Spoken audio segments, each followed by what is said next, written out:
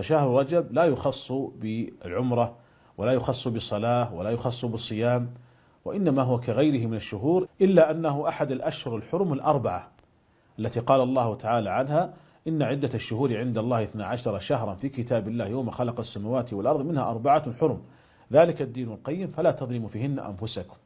فهو أحد الأشهر الحرم الأربعة، لكنه لا يجوز تخصيصه بصلاة ولا بصيام ولا بعمرة ولا بعمل صالح، لأن التخصيص يحتاج إلى دليل.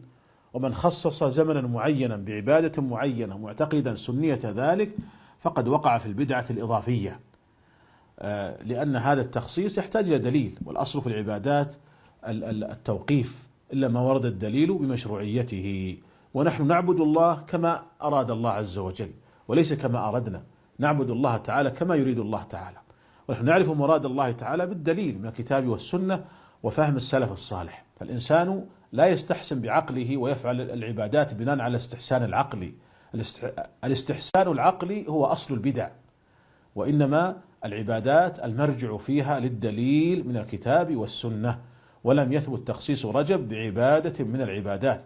وقد صنف الحافظ ابن حجر رسالة سماها تبيين العجب بما ورد في فضل رجب، وخرج بنتيجة وهي أنه لم يثبت تخصيص شهر رجب بعبادة من العبادات.